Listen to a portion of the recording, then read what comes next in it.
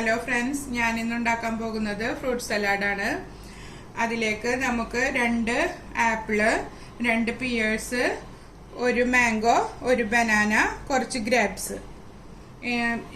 ഈ ക്രീം ഉപയോഗിച്ചിട്ടാണ് ഞാനത് ഉണ്ടാക്കുന്നത്. ഞാനിപ്പോൾ എടുത്തിരിക്കുന്നത് റെയിൻബോ ക്രീമാണ്. നെസ്ലെ ക്രീം വെച്ചിട്ടും നമുക്ക് ഉണ്ടാക്കാം, അല്ലെങ്കിൽ ഫ്രഷ് ക്രീം വെച്ചും ചെയ്യാവുന്നതാണ്.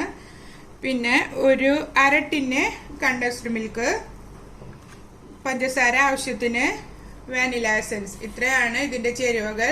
പിന്നെ സെർവ് ചെയ്യുമ്പോൾ ജെല്ലിയും ഐസ്ക്രീമും കൂട്ടിയാണ് സെർവ് ചെയ്യുക. ഫ്രൂട്ട്സ് എല്ലാം കട്ട് ചെയ്തിട്ടിട്ടുണ്ട്. Apple, pears, banana, mango, grapes. ഞാൻ ഇങ്ങനെ ചെറിയ പീസാക്കി കട്ട് ചെയ്തിട്ടുണ്ട്. ചെറിയ കുരുവില്ലാത്ത ഗ്രേപ്സ് ആണെങ്കിൽ കട്ട് ചെയ്യേണ്ട ആവശ്യമില്ല, അങ്ങനെ തന്നെ ഇട്ട് കൊടുത്താൽ മതി. ഇനി നമുക്ക് മറ്റുള്ള ഇൻഗ്രീഡിയൻസ് ചേർക്കാം. ക്രീം 2 ടിന്ന്,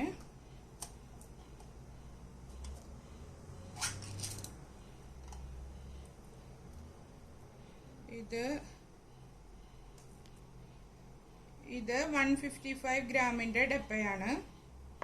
ഇനി ഇതിലേക്ക് 1/2 ടിന്ന് കണ്ടൻസ്ഡ് മിൽക്ക്.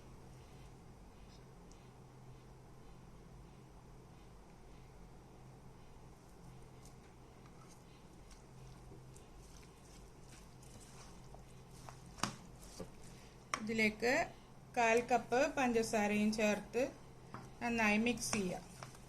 മധുരം നമുക്ക് നോക്കിയിട്ട് വീണ്ടും ചേർത്ത് കൊടുക്കാവുന്നതാണ്. അതല്ല, ഇനി കണ്ടൻസ്ഡ് മിൽക്കിന്റെ മധുരം മാത്രം മതി എന്നുള്ളവർക്ക് അത് മാത്രം ചേർത്ത് കൊടുക്കാവുന്നതാണ്. ഇത് നമുക്ക് വളരെ ഈസിയായി ഉണ്ടാക്കിയെടുക്കാൻ പറ്റുന്ന ഫ്രൂട്ട് സലാഡാണ്. പേരക്കയും അനാറും ഉണ്ടെങ്കിൽ അതും ചേർത്ത് കൊടുക്കാവുന്നതാണ്. ഇനി ഇതിലേക്ക് 1 ടേബിൾ സ്പൂൺ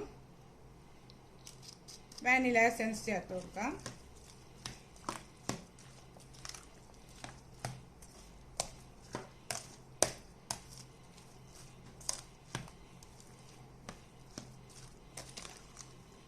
നന്നായി മിക്സ് ചെയ്തതിന് ശേഷം മധുരം നോക്കുക. മധുരം ഉണ്ടോ എന്ന് നോക്കട്ടെ. മധുരം കുറച്ച് കുറവുണ്ട്. ഞാനൊരു 1/4 കപ്പ് കൂടി ചേർത്ത് കൊടുത്തിട്ടുണ്ട്.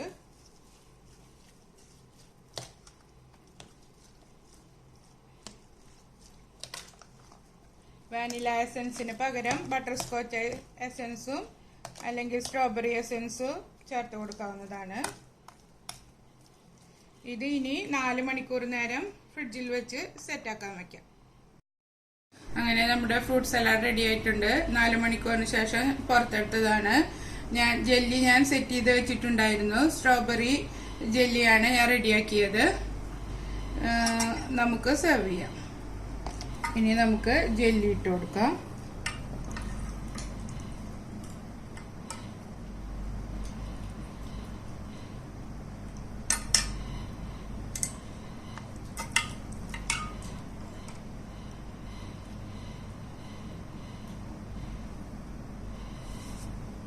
നമുക്ക് ഐസ്ക്രീമും കൂടി ചേർത്ത് കഴിക്കാം. അങ്ങനെ ഫ്രൂട്ട് സലാഡ് റെഡി ആയിട്ടുണ്ട്. സ്ട്രോബെറി ജെല്ലിയും സ്ട്രോബെറി ഐസ്ക്രീമുമാണ് ഏറ്റവും നല്ല കോമ്പിനേഷൻ.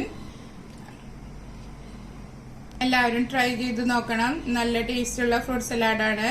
ഉണ്ടാക്കി നോക്കിയിട്ട് അഭിപ്രായം അറിയിക്കണം. കമന്റ് ചെയ്യുക, സബ്സ്ക്രൈബ് ചെയ്യുക, ലൈക്ക് ചെയ്യുക. Thank you for watching.